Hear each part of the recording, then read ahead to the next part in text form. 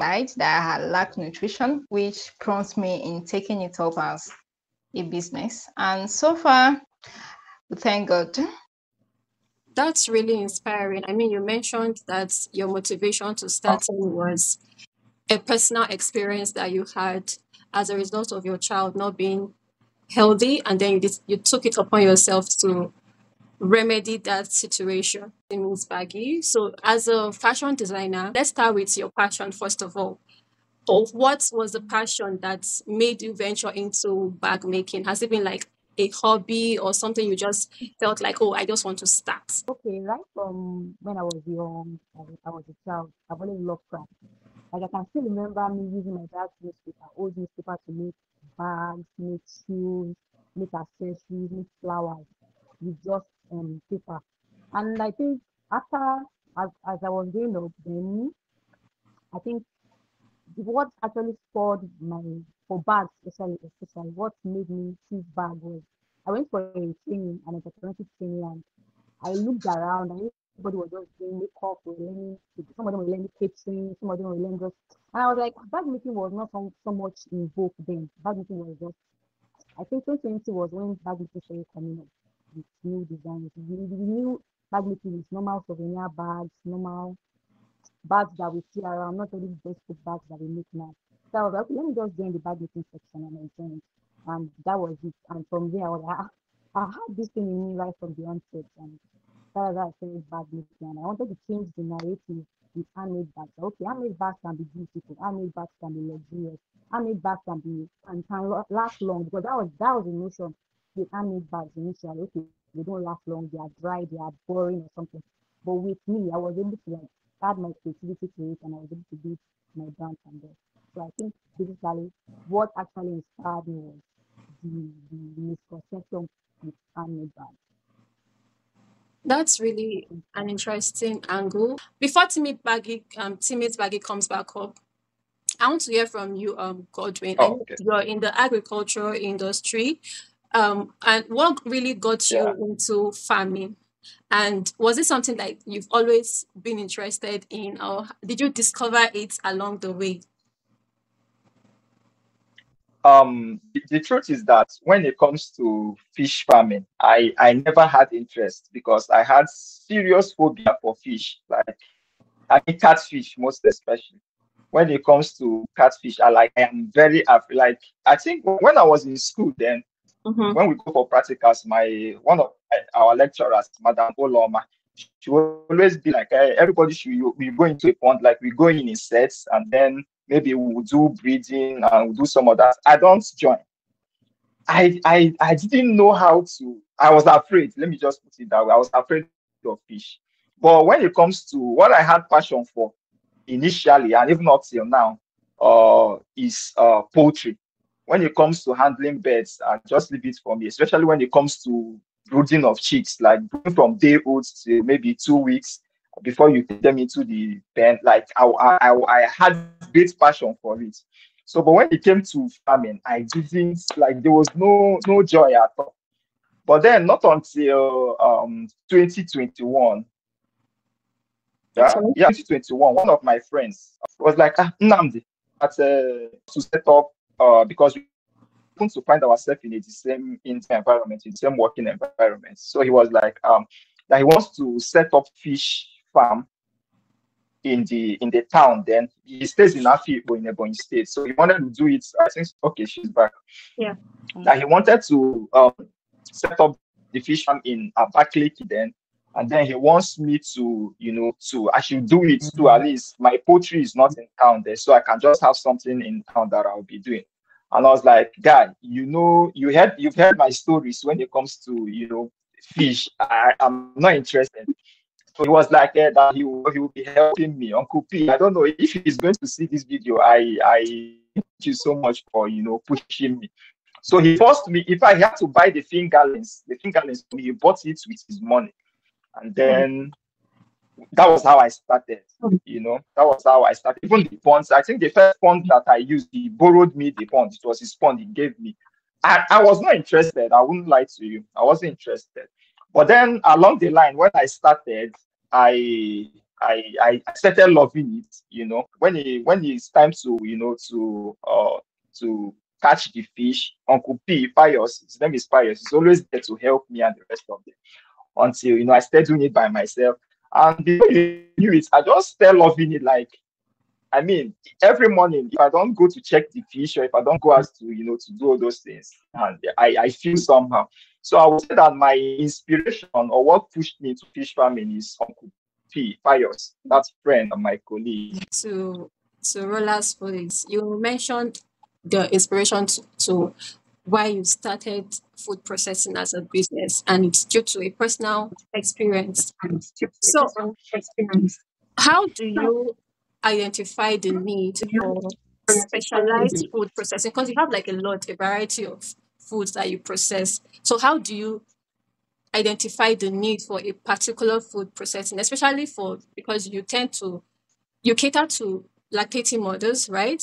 Winning babies and the rest, diabetes patients. So how do you actually sort all of that differently? Okay, back in 2020, during the pandemic era, during that period I lost my job, and same time I was nursing my last daughter. I think she was like 3 or 4 months old around that time.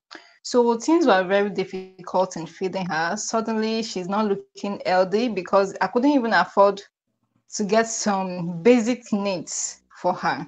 So she was like a year old. Well, people around me, we thought she's 6 months old. You couldn't imagine a year-old baby that couldn't even stand on her own, not to talk of crawl. She can't do none of this because her leg wasn't even firm. So after going to the hospital constantly and lots of financials being spent on this one, we prescribe this, use that. Then my grandma noticed how depressed I was when I complained to her. Then she recommended this popular food series for me, Tom Brown, though it's a Ghanaian food. So when she recommended it, she teach me on how to make it. And then with my own personal research as well, together with her own recommendation, I tried to incorporate the two together. Then I started making the Tom Brown series myself from home. I think I started from like a 2000 era. That was what I started making it for her and feeding her constantly. I didn't feed her alone. I fed with other our siblings as well. But within few weeks of feeding her, let's say like within even 2 months, a year plus, people started noticing the changes in her. Then when I realized that, oh, this particular food is okay. And then during that time, I was an apprentice learning baking. So when I was now with my boss in the office, and I saw that some people were requesting for that Tom Brown. It's on Facebook then. People are like, I need this in Lagos. And then I was in Lagos. I need this in Lagos. And I said like, boss, still this food. This is the food I was feeding my baby. I can even do it. And people are requesting for it. My mom was not like, since you can do it, why can't you also take it up as a business? I was like, okay, one of the baking that I'm learning, what do I want to do with that? She was not like, it doesn't stop each other. She was even the one that helped me to search for a packaging nylon. She asked me to go there in Yaba to go and get it. I said, okay, I can't afford to buy a pack. She said, okay, I'll buy half, you buy half. Buy a bundle, we share it together. So the moment I realized that people are requesting for the particular series on Facebook, that's where I actually channeled my advertising to. So I started making the advertisements on Facebook constantly, and people started requesting for it. So after Facebook, I started making advertisements on WhatsApp as well. Then fast forward to a particular day when a friend of mine requested for pap, because then it was Tom Brown series alone. I channeled my production too. Then a friend of mine requested for me for pap. I was like, I don't make pap, I only make Tom Brown series.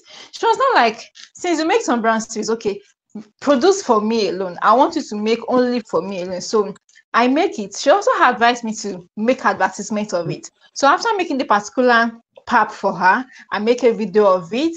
Then I started also making advertisement on that particular pap for her. Then day in, day out, I realized that people are also showing interest in the pap. That's how I make pap my second product. Wow. So I channel my product to Tom Brown and the pap. Then as time goes on, people are requesting different variants of pap as well. That's how I started making different variants. Then another thing when because then it was only fresh pap that I make. So someone from UK was not like, I need pap. Can you make it? I said, no, I only make a fresh pap. Now I was not like pap. Okay, I now went to the internet. I searched on how to make a powder pap. At least for you to make a powder pap, you must have make a fresh pap then. Then I realized I'll need a particular machine. I couldn't afford the big machine, so I went for a lesser one, a handmade.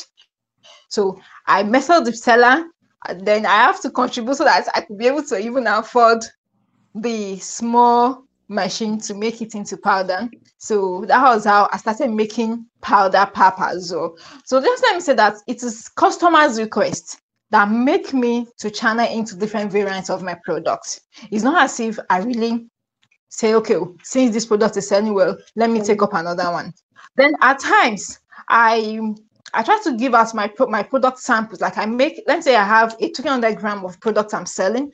I can get a small package of 100 gram or 150 gram. I make a sample of it and give it out freely. I was like, okay, this is my, and try it out. At times, if we went for an organization like a co-vendors meeting, I can have like 3 or 4 of my, I give it out to them.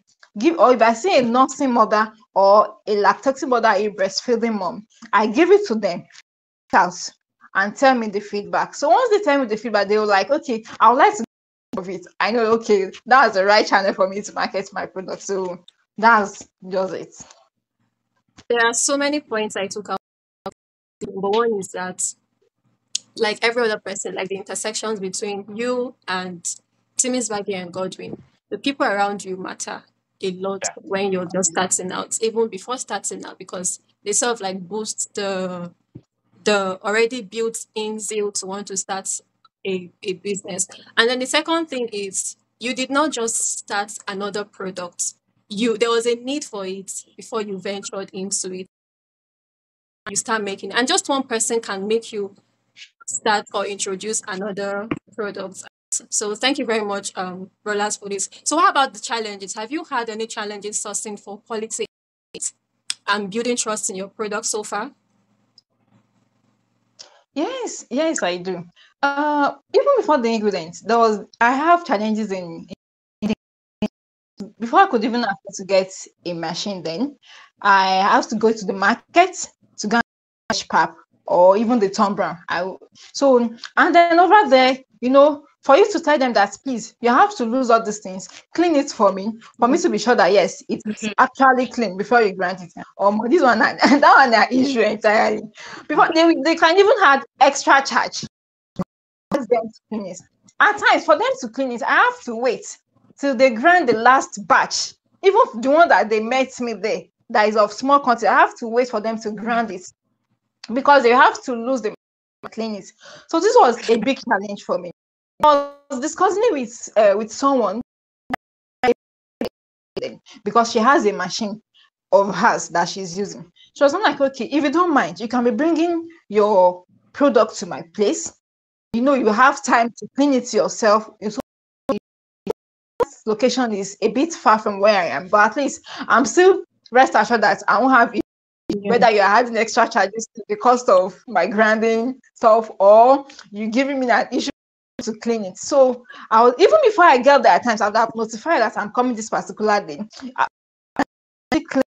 Before I go to our place, and mostly if I finish grinding, I think this internet does not want us to end the conversation for last week. Before she comes back, I'll say you to Miss Baggy. You know that bags are personal items, all right, and customer quality. Have you ever had a tough customer experience that maybe they complain, oh, I don't trust you, or how do you ensure that they keep coming back? I think there was a particular customer that gave time, Okay. and because business. I actually have coaches. Like I have people that have gone ahead. If I have an issue, I'll just go to them, just tell them, okay, this is what I'm facing right now, and they just give me an idea on how to solve it. Said there was this particular customer that gave me a tough time while it was even recently, not even some. She ordered the bags, about 100 pieces of bags. Like, the policy is 70% upfront, then 30% will come after the work has been done. So we agreed. So I was done with the bags, and I was like, okay, because ma'am, your bags are ready. How to deliver it to you, your location or not? She was like, I should deliver it to her. I should bring the bag to her. No, I don't do so, because I don't deliver personally. Is that I send my rider or we? So I was like, okay, if I send my rider, you check the bags, then you balance me my balance, like pay me my balance. She did not agree, rather. She did not even agree. She was like, no, that she must see the bags, and she does not want anybody to be there when she sees the bag. I was like, no, that's not how I do my business. So I actually thought that that's not how I cannot leave. I cannot send my bags out without receiving payment, like my balance. So I actually begged her to come to a place where we can actually both see and transact. So she was like, okay, she will come. So she came and she saw the bag. She was like, I was even afraid of what I ordered was what I got. And you actually delivered. But why were you now reluctant? I was like, I was not reluctant. Because I know what I was giving you. I was not giving you just anything. And again, it's a bulk order. As if it was a single order now in here. It's a bulk order, and the money tied to it is not small. So I had to so she checked the bags, and she was actually impressed. And right that time, she paid me my money. So there are some customers that are like that they try to play smart. Actually, they try to play smart. Some of them will even take your money. That sometimes that I will just have to let go of some monies out there. It happens. But that's one experience taught me how to be able to convince the customer to at least we should have a middle ground on where we can actually part. So what were some of the biggest challenges you faced when you were starting out, especially when your business wasn't even registered? Yes, I can remember while I was because I told you I started as a student. Yeah. So while I was still in school, that's when I started bag making, and it was not so easy to convince people that, okay, this bag you are buying, I assure you of the quality. Some of them will even tell you that, okay, let me pay for it, let them pay half of the payments, start using the bag for some months before they balance. So I'm like, that's not how I want to run my business. So majorly, I give people the assurance that, okay, at least what I'm giving you, because I shop for the materials from the scratch down to the finishing and everything. Even while I was still even using the manual bed machine, like there's a machine for bag baking and there's a machine for normal sewing. So I got the one for normal sewing, and I will not lie, it gave me another time. Like, it was so difficult to sew tough leathers, and I wanted to give my customers quality product, and at the same time, but what gave me the assurance of going forward was that I assured them, and some of them even refer people. They were even the ones referring their friends. Timmy's Baggy makes bags, and they will use it for 1 year plus, 2 years plus, and their bag will not snap or it will really even peel or scratch or anything. So I think giving my customers quality products made me, I think, made me last in this industry or something. So Godwin, how about you? Your early challenges. Fish farming is not like very common. It's not the most common business you see, even though right now people are trying to venture into it. What were some of the biggest challenges that you faced starting out, even before you registered your business? Like, how were you able to build trust and convince people to buy from you? So I didn't really have the problem of trying to convince people to buy the live fish. You understand? Because they buy it by themselves and then they process. But where I had a little challenge was selling the smoked or the dried fish. Because at some point we had to grow from just breeding and selling to, smoking the fish and drying the fish and selling. So that was where I had a little challenge, because I remember then I had to make videos upon videos. I had to post on my TikTok, I post on, and telling people that, trying to I'm showing where I'm eating the fish and how sweet it is, like making a lot of videos. And then one of the challenges too was In fact, it was the main challenge, and maybe it's still a little challenge now, is finance. Then when we started, after I took Uncle P handed over to me, so I didn't know that that fish that they eat the way that they eat, like they open their mouth, all the food will end. One bag of feed that's finished. Tomorrow I'm buying another bag of feed. Uncle P, this is not what I bargained for. So it really shook me initially because I didn't plan financially for it at that starting point. I was dragged into it, you understand? So I had to struggle a little to to find balance. So but I didn't have problem of selling it. The financial aspect of trying to stabilize and buy the feeds, all those things. So it was what really shook me. It was a very, very strong challenge, I wouldn't lie. And but now, God is It's helping us. better. Particular time I have challenges of people that are far away from my location because the cost of the cost of delivering in Lagos is a bit high. So I could only be able to sell to people within my vicinity then. Or at times, if I realize that I'm going to that particular area that is far from my vicinity, I will notify the customer, I'm coming to your area this particular day. So do you still need the product? She said yes, I'll take it along. Is that I meet at a location or we meet at a close by location that is easier for me and easier for her as well? Okay, great. How Yes. about you, Godwin? People want very fresh and healthy fish all the time. So how do you ensure Yeah. that is met? Like how do you maintain quality and ensure that your customers get what they want all the time? Um. Okay. When it comes to the live fish, I don't usually maybe experience or maybe have challenges with my customers there.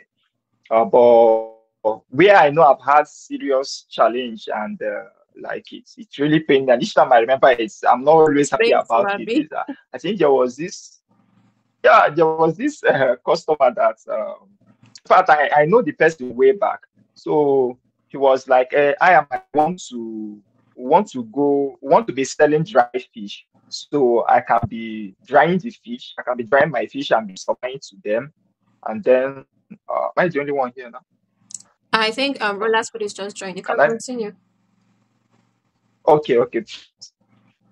Okay, so that I'll be drying the fish and be, supplying to them, and then they sell, and then like that. So I was like, okay, it's a good one. We can do that. I'm always active for business.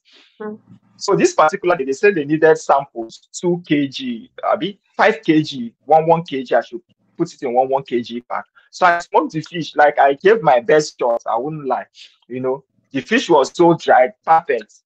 I delivered to them, and I told them that this dried fish now, if you want to put it in your freezer, tie it very well. Moisture, not water must not enter it, because once water enters it, it begins to spoil. Maybe maggot and the rest of Yeah, them, that's deterioration will killing. start Yeah. taking.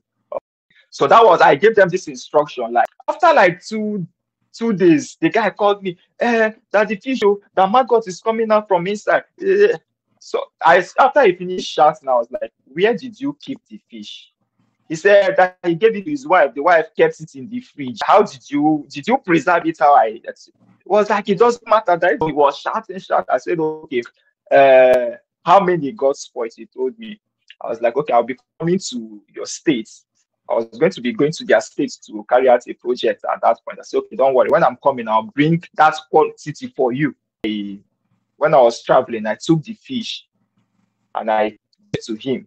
You understand? Yeah. And they took it with joy, and they were happy. Me, I wasn't happy. So those were some of the challenges that even up till recently we still experience things like that. And so, but what I do is that I try as much as possible. The business we are growing, and then Mhm. even as a human being, I wouldn't say I'm perfect. I still have some flaws on my own. So I try as much as possible to, tell them, do what you have to do it this way, so that when there is a problem tomorrow, it will be that yes, it is your fault. And then if you want us to remedy it for you, we can do that, but not at my own, detriment. Detriment, yeah. Yeah, that's that. So you basically do your part and let them do their part. But how about the ones that Yes, with instruction.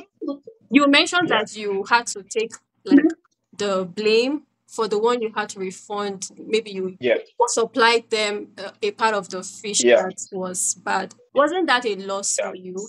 Wasn't yeah. that a loss for you? Yeah, it was. Yeah, it was a loss, and it's something that no, I don't think I'll try something like that again. But maybe I brought in sentiments there too, because I and those people, we go way back. You Oh, understand? So I was like, we are friends. It's not fish that will cause problem for us. You understand? So I had to do that. I don't think I can try something like that in. Like, no, I won't even try it. so no I'll more do something sentiments like that in again. So business it was a anymore. loss.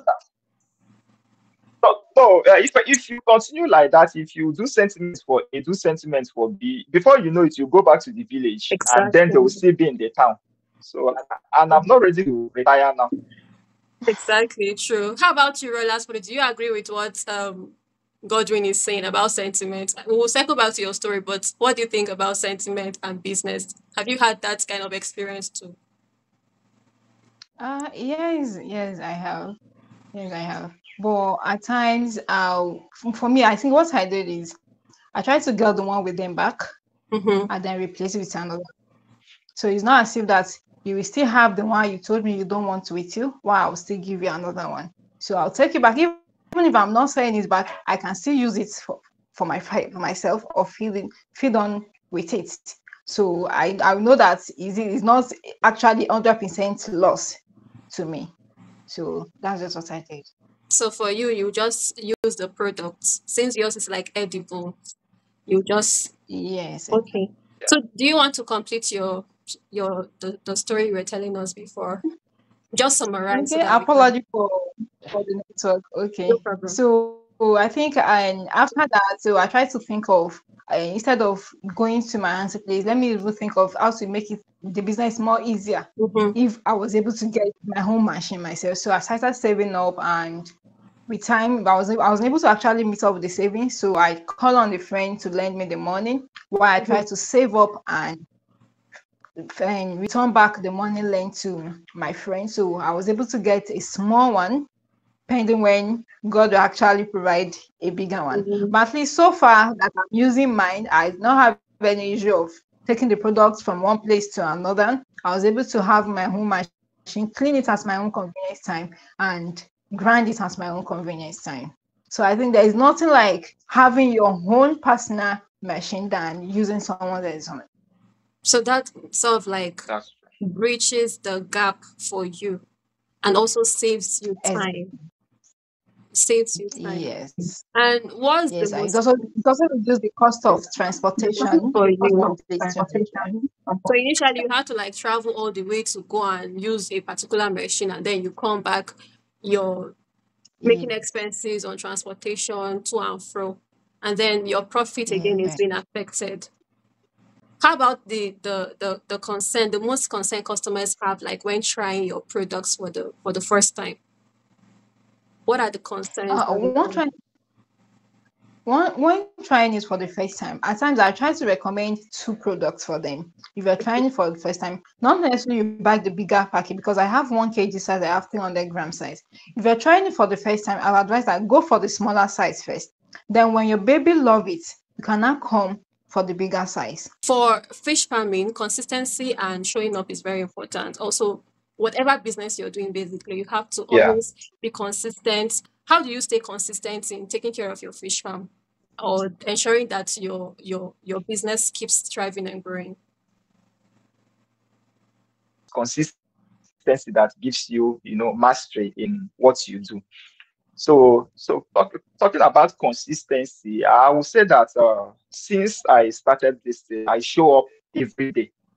Even if I'm not feeling fine, I must find a way to come. Because one thing I believe in, and someone taught me early enough, is that whenever someone asks you, do you have this thing in your business? I always say, yes, I have. Because I know that if I don't show up, first of all, apart from whatever, hunger will beat. I Yes, don't who want is hunger to even going beat to me. show So up for you? that is my They say now where you they work, now you they chop. So I have to go Exactly. to my workshop. So Exactly. And you mentioned that's something that even when you're not feeling too well, maybe your health is failing you, there's somebody that has to yeah, be there to stand in for you. yeah. Maybe. I call that's where family helps at times too. That maybe if they are close, they can go. But most times, at least I could remember like 2 or 3 times that I wasn't strong. I go there, I struggle, I carry myself to that bit. Because sometimes when I go there, I have peace.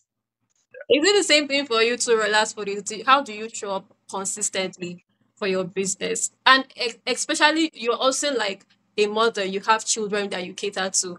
How do you show up? How do you combine everything together?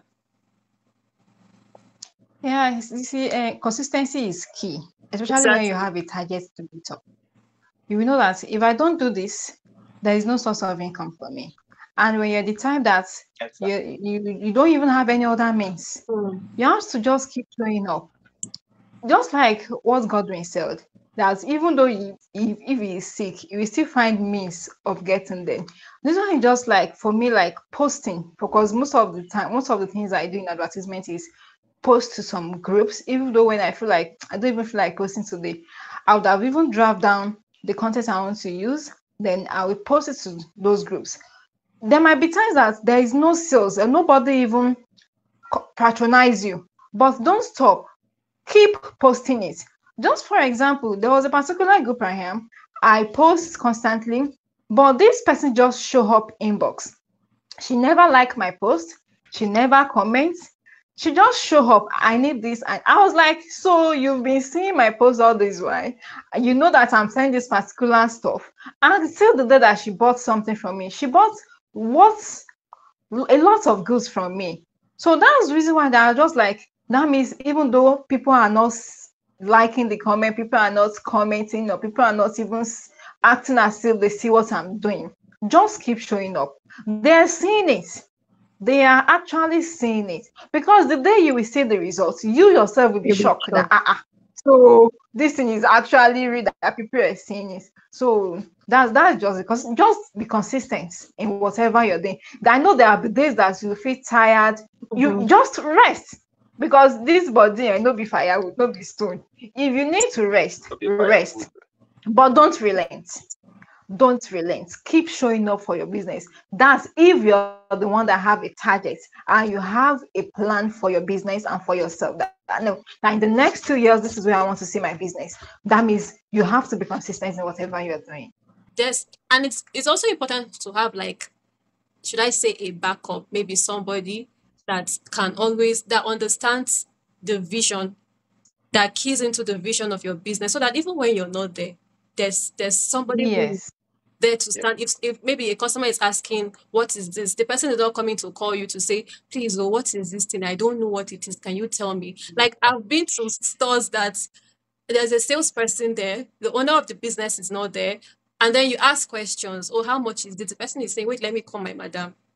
That's You have to always fill your members of staff in, whoever you're working with, as to how they should run your business even in your absence, you, because eventually you're going to scale and grow. So are you just going to have everything all by yourself? How What about when you're sick, when you break down? So it's really important, and really great insights and contributions of you from our viewers. Somebody said the reason for everything, and this is from Shei Fumi Food. She's saying, for patronage, the reason for everything we do in business is sales. We must in every way look for ways to sell our products. I totally agree. Even when you're going out, if you're the type that your products are mobile, you can just be like Rodas Foodies mentioned something. She takes like samples of her products to wherever she's going to. So when somebody is trying that product, or maybe the next time they are requesting for it, or they want to patronize it. So that's really important. So for Roland Food, this is a follow-up question for you. Can you share a memorable story that you encountered with a customer who just tried your product for the first time? Okay, for a customer that just tried my product for the first time, before most of them, before they can even buy the products, they will ask for the what does it contains, the ingredients in it, Exactly. because some of these ingredients, some babies are allergic to it because there's a particular, like for example, let's some babies are allergic to crayfish, some babies are allergic to groundnuts. So when I realized that a particular customer bought that product for me and was complaining to me that I know that your product has this and my baby has allergy to it, okay, that will now channel me to making another product entirely without those two particular ingredients, so that I know that if a customer said my baby has allergic to this, I will be able to give another option. You can go for this. This particular product does not have this one that the baby is allergic to. And the one that has those two ingredients, because too much of it actually will give allergy to babies. So I try to have just a minimal quantity of it. Because it has a nutrient that is given to the baby too. So I'll tell them you can just get a small quantity of it. Try it. If you did not see any reaction, then you can get more. Or another one, there is a particular one I have. It doesn't contain that particular ingredient that your baby has allergic to it. You can also opt for that one. So that was it. Let's talk about marketing, because marketing is like, there was something I was reading somewhere yesterday about marketing. So when you want to market your product, like there are so many things involved. So I'll start with Jababuri Fish Farm. How do you market your fish farm? Do you use social media, local markets, or what other strategies do you use? Okay, first of all, I make sure that I package my products well, because the eye eats first of all before. Exactly.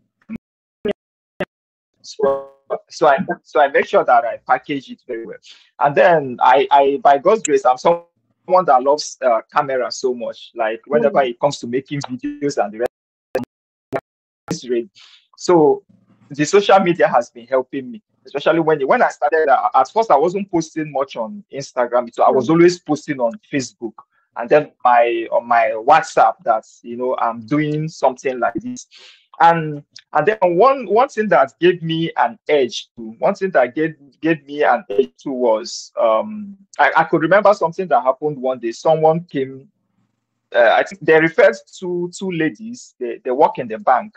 They told them that if you needed fish, you should go and meet so person. So they gave them my contacts and my address. So they called me, and then I told them where to meet me, and then they came to the farm. And we were like, where's the person that is selling the fish? I came out. They were dressed on my appearance. They were looking at me. No, it cannot be you that is selling the fish. How am I supposed to look? Not that you're too ahead, but I was looking too clean, and they bought, and since then they come often, and then they refer some of their friends, to and buy. So myself, I market myself, or maybe the way I present myself is also a sort of it attracts people. It makes people to want to come and buy. I mean, you are this clean and you are doing this business, looking like maybe you are supposed to maybe looking like the fish that you are selling, but then you are looking fish business. I mean, some people just come to, I want to go and see that person. They come, they buy, and then most times, like I said earlier on, I post so much on Facebook, on social media, on TikTok. Like I'm always posting one. If maybe I try to go live, as what we are doing today, and then maybe when I go offline. But social media is one thing that has helped me. And then friends always tell friends. Where I do more of the marketing because of maybe competition from the women in the market is when it comes to the dried fish, the smoked fish. I have to. Sometimes I meet people that I have this one, or I can give you to, like supplying for you, or I can be. So that's where I put more.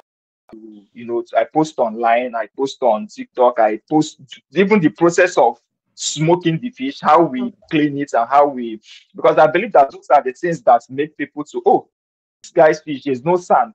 it's one of the compliments that I get all the time, that they don't eat yeah. You can take my fish and just eat it like that. You don't need to maybe start washing, Watching it. maybe because of to wash off the sand. You won't test any sand. So that thing alone is what I market to people, that if you eat sand, you come back and take your balance. Wow.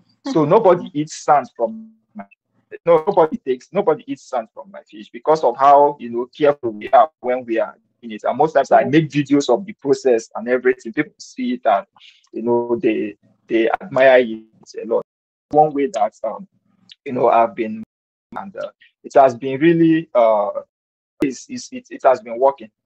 So basically, social media has really helped you, and also it's because of how, because again, no matter how you market your product and somebody Yeah.